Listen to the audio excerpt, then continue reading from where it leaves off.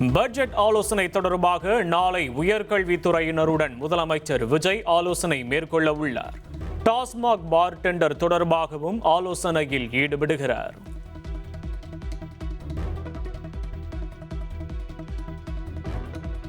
பெரியபாளையம் தனியார் இறால் பதப்படுத்தும் ஆலையில் 2ஆம் கட்ட அமோனியா அகற்றும் பணி நிறைவடைந்தது. 3வது நாளாக நாளையும் பணி தொடரும் என தெரிவிக்கப்பட்டுள்ளது.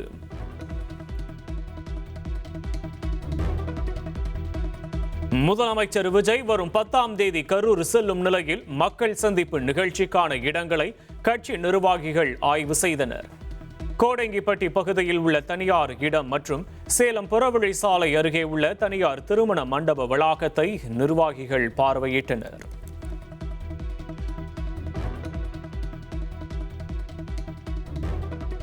அமெரிக்கா, இங்கிலாந்து உள்ளிட்ட பல்வேறு நாடுகளில் உலக தமிழ் மாநாட்டை நடத்த தமிழக அரசு திட்டமிட்டுள்ளது. மாநாட்டை நடத்த முதல்வர் விஜய் ஒப்புதல் அளித்த நிலையில் முதற்கட்ட பணிகள் தொடங்கியது.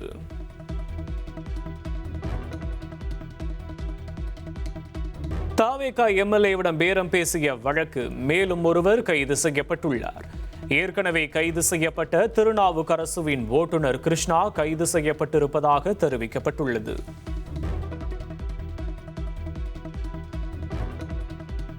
தாவேகா தலைமையிலான அரசுக்கு குதிரை பேரம் நடத்த வேண்டிய அவசியம் இல்லை என்று அமைச்சர் செங்கோட்டையன் பேட்டி. தமிழ்நாட்டில் குதிரை பேர அரசியலை முதலில் உருவாக்கியதே திமுக தான் என்றும் விமர்சனம். முதலில் உருவாக்கிய நிலை திமுகவிற்கு இருக்கிறதே தவிர எங்களுக்கு இல்லை, அந்த நிலை இல்லை. குதிரை பேரம் என்பது என்ன என்று எனக்கு புரியவில்லை. எல்லோரும் குதிரை பேரம் என்கிறார்கள். ஆகவே புரியாத ஒன்றை புரியது போல குதிரை பேரம் என்று சொல்லிக் கொண்டிருக்கிறார்கள். குதிரை பேரம் நடைபெற்றதற்கான உரிய ஆதாரம் இருந்தால் ஆளுநர் விசாரணை நடத்தி நடவடிக்கை எடுக்கலாம் என்று விசிக தலைவர் திருமாவளவன் பேட்டி. அதிமுகவினர் தாவேகாவில் இணைவது குறித்து அந்த 2 கட்சிகளிடம்தான் கேள்வி எழுப்ப வேண்டும் என்றும் கருத்து.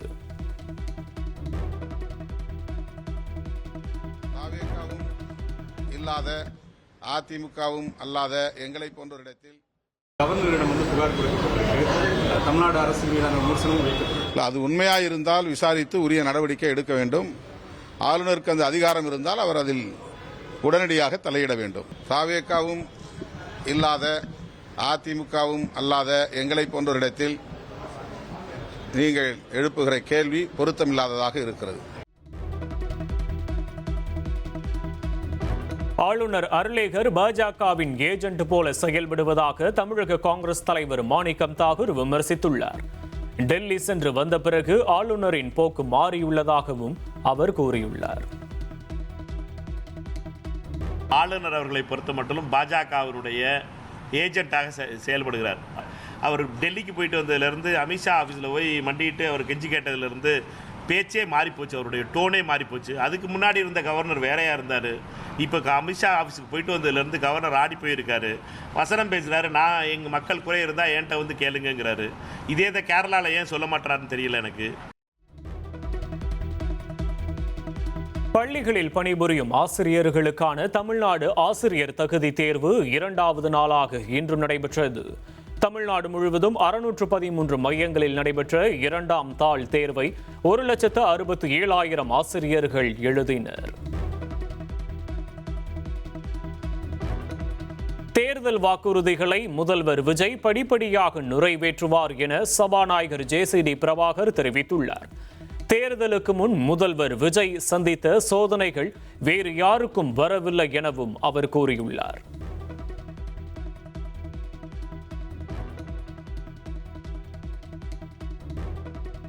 சென்னை அடுத்த திருவேற்காட்டில் நடைபெற்ற திமுக பிரமுகர் இல்ல திருமண விழாவில் எதிர்க்கட்சித் தலைவர் உதயநிதி ஸ்டாலின் சிறப்பு விருந்தினராக கலந்து கொண்டு மணமக்களை வாழ்த்தினார்.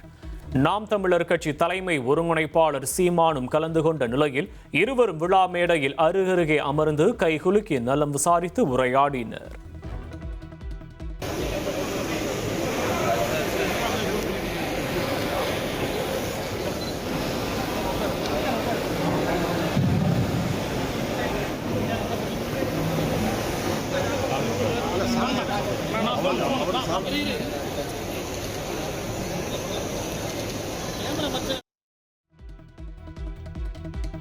மயிலாடுதுறை திருவாடையூர் நீலகண்டேஸ்வரர் சிவன் கோயிலில் மாயமான 500 ஆண்டுகள் பழமை வாய்ந்த 5 ஐம்பொன் சிலைகளை காரைக்கால் போலீசார் அதிரடியாக மீட்டுள்ளனர். கடல் வழியாக இலங்கைக்கு கடத்த முயன்ற இருவரை காவல்துறையினர் கைது செய்துள்ளனர்.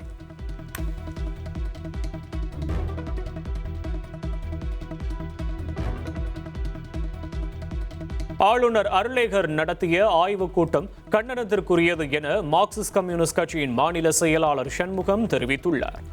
முந்தைய ஆளுநர் RN ரவியை பின்பற்றியே அர்லேகரின் அணுகுமுறையும் இருப்பதாக அவர் விமர்சித்துள்ளார்.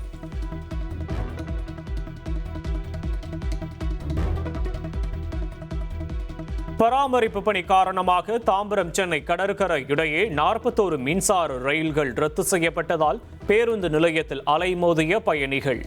GST சாலையிலும் கடும் போக்குவரத்து நெரிசல் ஏற்பட்டது.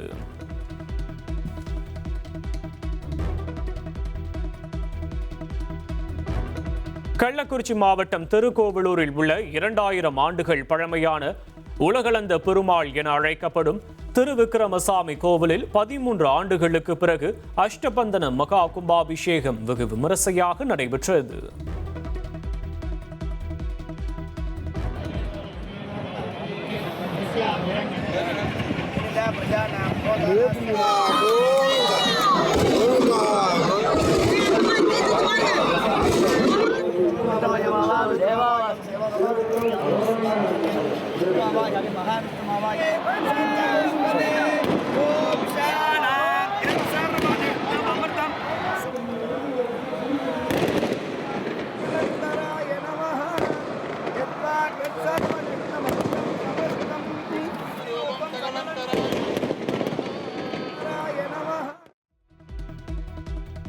நூற்றி 8 வைணவ திவ்ய தேசங்களில் ஒன்றான இத்திருக்கோவிலில் கடந்த 10 நாட்களாக நடைபெற்ற யாகசாலை பூஜைகளை தொடர்ந்து காலை 9 முதல் 10 மணி வரை கும்பாபிஷேகம் நடைபெற்றது. இந்த விழாவில் திருக்கோவிலூர் மற்றும் சுற்றுவட்டார பகுதிகளைச் சேர்ந்த பல்லாயிரக்கணக்கான பக்தர்கள் கலந்து கொண்டனர்.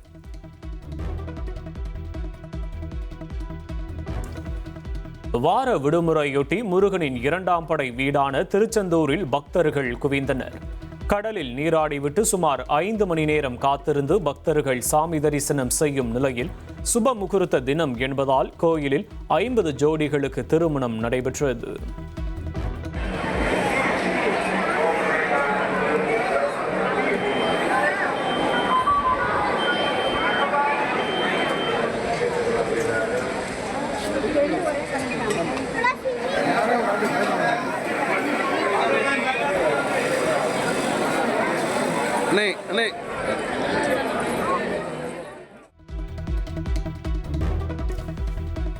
திருச்செந்தூர் சுப்பிரமணிய சுவாமி கோயிலில் அமைச்சர் N ஆனந்த் சாமி தரிசனம் செய்தார்.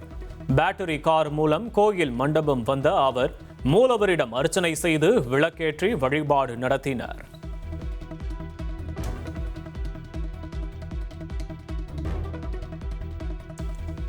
வெள்ளப்பெருக்கு சீரானதை அடுத்து குற்றால அருவிகளில் சுற்றுலா பயணிகள் குளிக்க அனுமதி அளிக்கப்பட்டுள்ளது. வார விடுமுறையில் குற்றாலத்தில் குவிந்த சுற்றுலா பயணிகள் அருவிகளில் உற்சாக குளியலிட்டு மகிழ்ந்தனர்.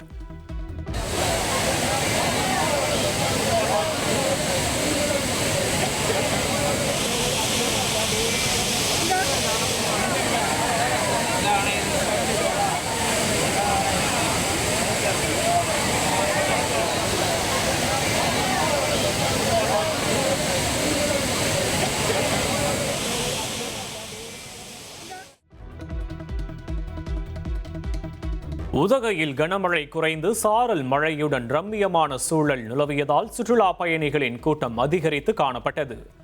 அரசு ரோஜா பூங்கா, தாவரவியல் பூங்கா உள்ளிட்ட இடங்களில் சுற்றுலா பயணிகள் அதிக அளவில் வருகை தந்தனர்.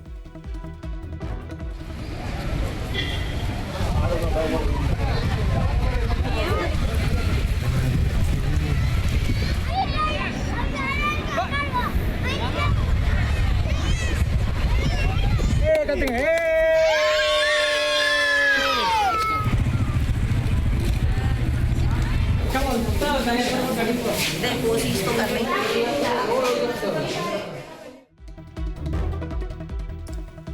கொடைக்கானலில் சாரல் மழை, பனி மூட்டம் என இதமான காலநிலை இருந்ததால் சுற்றுலா பயணிகள் மகிழ்ச்சி. விடுமுறை தினம் என்பதால் சுற்றுலா பயணிகள் குடும்பத்துடன் கொண்டாடினர்.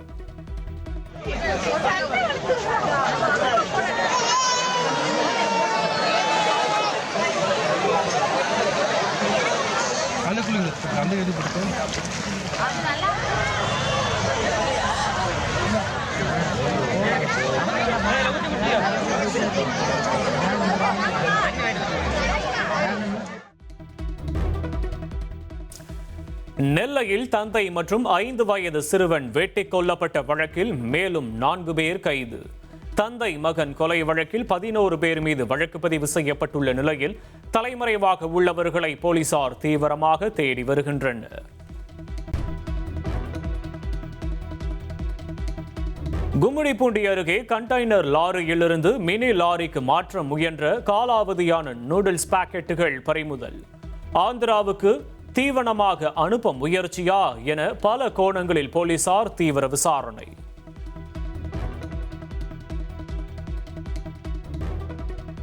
புதுக்கோட்டை மாவட்ட டாஸ்மாக் மேலாளர் கேசவன் பணியிடை நீக்கம். தருமபுரியில் பணியாற்றிய போது குறிப்பிட்ட நிறுவனத்தின் மதுபானங்களை மட்டுமே விநியோகித்து அரசுக்கு இழப்பு ஏற்படுத்திய புகாரில் நடவடிக்கை. மும்பை அகமதாபாத் இடையேயான இந்தியாவின் முதல் புல்லட் ரயில் திட்ட பணிகளில் 80% வெற்றிகரமாக நிறைவடைந்துள்ளதாக மத்திய அமைச்சர் அஸ்வினி வைஷ்ணவ் தெரிவித்துள்ளார். முதற்கட்டமாக சூரத் பிலிமோரா இடையே 2027 சேவை தொடங்கப்பட உள்ள நிலையில் மணிக்கு 320 கிலோமீட்டர் வேகத்தில் இயங்கும் இந்த ரயில் பயண நேரத்தை 2 மணி நேரமாக குறைக்கும். இந்தியாவின் E20 பெட்ரோலை பூட்டான் நிராகரித்ததாக வெளியான செய்திகள் முற்றிலும் தவறானவை என மத்திய பெட்ரோலிய அமைச்சகம் தெரிவித்துள்ளது. பூட்டானுக்கு E20 பெட்ரோலை ஏற்றுமதி செய்யும் எந்த ஒரு திட்டமும் தற்போதைக்கு இல்லை என விளக்கமளித்துள்ளது. இன்ஸ்டாகிராம் செயலியில் குழந்தைகளுக்கு எதிரான பாலியல் குற்றங்களை ஊக்குவிக்கும் விளம்பரங்களை நீக்க மெட்டா நிறுவனத்திற்கு மத்திய அரசு உத்தரவு. 7 நாட்களுக்குள் வீடியோக்களை நீக்கி விளக்கமளிக்காவிட்டால் போக்சோ சட்டத்தின் கீழ் வழக்கு பதிவு செய்யப்படும் என்று எச்சரிக்கை. எல் நினோவால் பருவமழை குறைவாக பெய்துள்ளதால் பெங்களூருவில் குடிநீர் பயன்பாட்டிற்கு கட்டுப்பாடுகள் விதிக்கப்பட்டுள்ளன. குடிநீரில் வாகனங்கள் கழுவக்கூடாது, தோட்டங்கள், சாலைகள், நடைபாதைகளை சுத்தம் செய்யக்கூடாது என உத்தரவிடப்பட்டுள்ளது.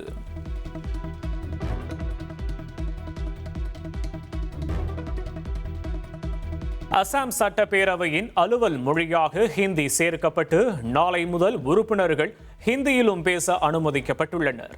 சட்டமன்ற நடவடிக்கைகளை நேரடியாக ஒளிபரப்பும் ALA சேனலின் பெயர் நாளை முதல் அசாம் விதான் சபா டிவி என மாற்றப்பட உள்ளது.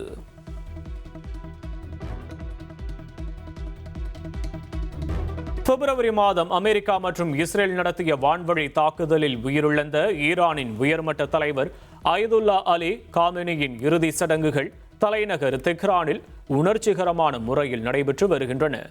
தெஹ்ரானில் உள்ள இமாம் கொமேனி கிராண்ட் முசல்லா வளாகத்தில் 2ஆம் நாளாக திரண்ட ஆயிரக்கணக்கான மக்கள் தங்களது தலைவருக்கு இறுதி அஞ்சலி செலுத்தினர். திருவாரூர் மாவட்டம் முத்துப்பேட்டை அலையாத்திக்காடு சுற்றுலா தலத்தில் அடிப்படை வசதிகளை செய்து தருமாறு சுற்றுலா பயணிகள் கோரிக்கை விடுத்துள்ளனர். குடிநீர், இருக்கைகள் மற்றும் வாகன நிறுத்துமிடம் உள்ளிட்ட வசதிகள் இன்றி சுற்றுலா பயணிகள் கடும் அவதிக்குள்ளாவதாக தெரிவித்துள்ளனர். மேலும் உணவகம் அமைக்கப்பட்டும் இதுவரை திறக்க அனுமதி அளிக்காததால் சிரமமாக உள்ளதாகவும் கூறியுள்ளனர். இங்கே கொஞ்சம் எல்லா வசதியும் ஓகே ஓரளவுக்கு இருக்குது. ஆனால் குடிக்கிற தண்ணிக்கும் ஸ்நாக்ஸ் ஐட்டங்கள் சாப்பிட்றது அந்த மாதிரி விஷயங்கள் ரொம்ப கஷ்டமாக இருக்குது. ரொம்ப தூரம் போய் வாங்கிட்டு வர மாதிரி இருக்குது. தண்ணி பாட்டில்ஸும் அலோவ் பண்ண மாட்டாங்க. அதே மாதிரி பார்க்கிங்க்கு வந்து டென்ட் எதுவும் போடாமல் இருக்காங்க, சும்மா ஃப்ரீயாக இருக்குது. அதனால் வெயிலில் நிற்கிறனால வந்து திருப்பி ரிட்டர்ன் வண்டி எடுக்கும்போது ரொம்ப கஷ்டமாக இருக்குது. ஸோ அந்த வசதிகள்லாம் கொஞ்சம் பண்ணி கொடுத்தா இன்னும் பெட்டராக இருக்கும். போட் ஹவுஸ் போயிட்டு வந்தோம், எல்லாம் நல்லா இருக்குது. மற்றபடி இங்கே வந்து குடிநீர் தண்ணி வசதி வந்து கொஞ்சம் சிரமமாக இருக்குது. அது கொஞ்சம் இந்த ஸ்நாக்ஸ் ஐட்டம் இதெல்லாம் கொஞ்சம் கொண்டு வந்தாங்கன்னா இன்னும் கொஞ்சம் பெட்டராக இருக்கும். மக்களும் கொஞ்சம் நிறைய பேர் வருவாங்க. கிரீஸின் தெசலோனிக்கி அருகே உள்ள ஒரியா காஸ்ட்ரோ பகுதியில் விவசாய நிலங்கள் மற்றும் வனப்பகுதிகளில் காட்டுத்தீ வேகமாக பரவி வருகிறது. 2 தொழிற்சாலைகள் முற்றிலும் எரிந்து சாம்பலாகிய நிலையில் 160 தீயணைப்பு வீரர்கள், 52 வாகனங்கள் மற்றும் 5 விமானங்கள் களமிறக்கப்பட்டு தீயை அணைக்க தீவிரமாக போராடி வருகின்றனர்.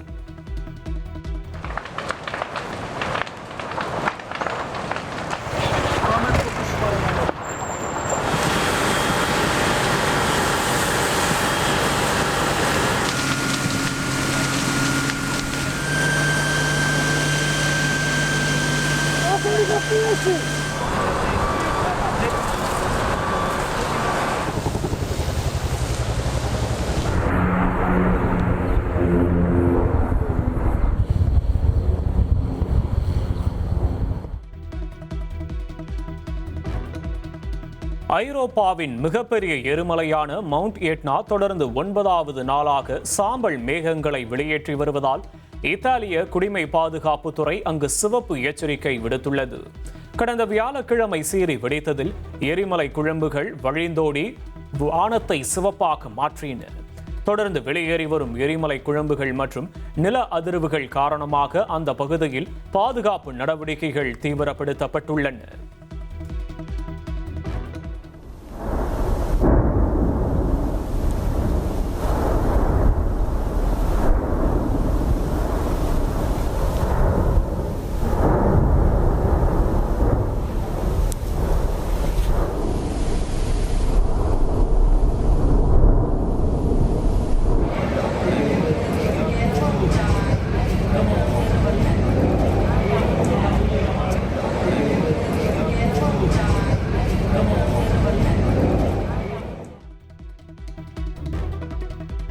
சீனாவின் குவாங்டான் மாகாணத்தில் உள்ள பல்கலைக்கழகத்தில் நடைபெற்ற நிகழ்ச்சியில் இரு சிறுமிகள் நிகழ்த்திய சிங்க நடனம் பார்வையாளர்களின் பாராட்டை பெற்றது.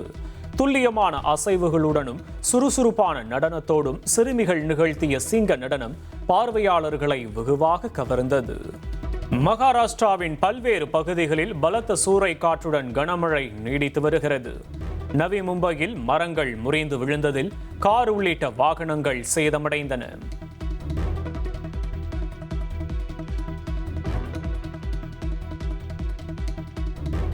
சத்தீஸ்கர் மாநில தலைநகர் ராய்ப்பூரில் இரவு முழுவதும் பெய்த கனமழையால் நகரின் பல்வேறு பகுதிகளில் கடுமையான நீர்த்தேக்கம் ஏற்பட்டது. சில இடங்களில் முழங்கால் அளவுக்கு மழை நீர் தேங்கியதால் பொதுமக்களின் இயல்பு வாழ்க்கை கடுமையாக பாதிக்கப்பட்டுள்ளது.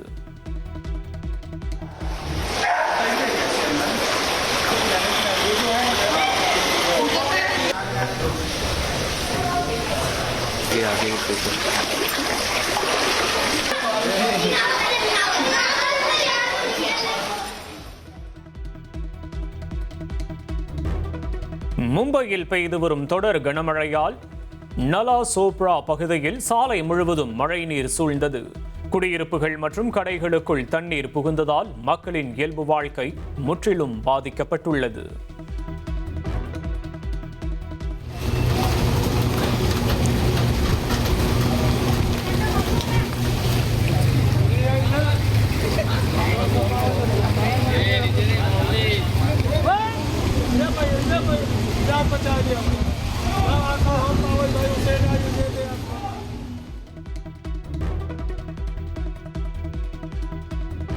மும்பையில் கனமழை வெளுத்து வாங்கும் நிலையில் மரைன் டிரைவ் பகுதியில் கடும் கடல் சீற்றம்.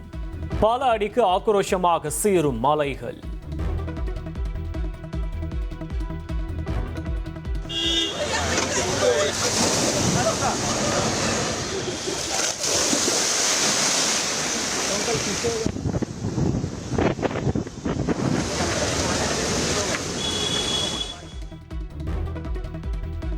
மும்பையில் கொட்டி தீர்க்கும் கனமழையால் அந்தேரி சுரங்கப்பாதையில் 6 போல் தண்ணீர் பெருக்கெடுத்து ஓடுகிறது. சுரங்கப்பாதையில் போக்குவரத்து நிறுத்தப்பட்ட நிலையில் ராட்சச மோட்டார் பம்புகள் மூலம் தண்ணீரை அகற்றும் பணி தீவிரம்.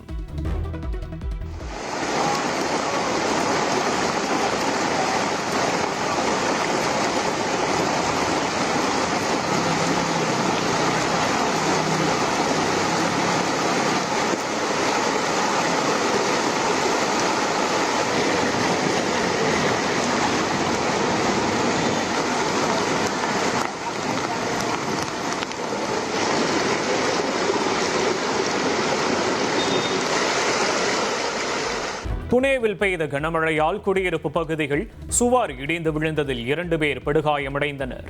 அப்பகுதியில் மேலும் பாதிப்பு ஏற்படாமல் தடுக்க குடியிருப்பு வாசிகளை வெளியேற்ற தீயணைப்புத்துறை திட்டம்.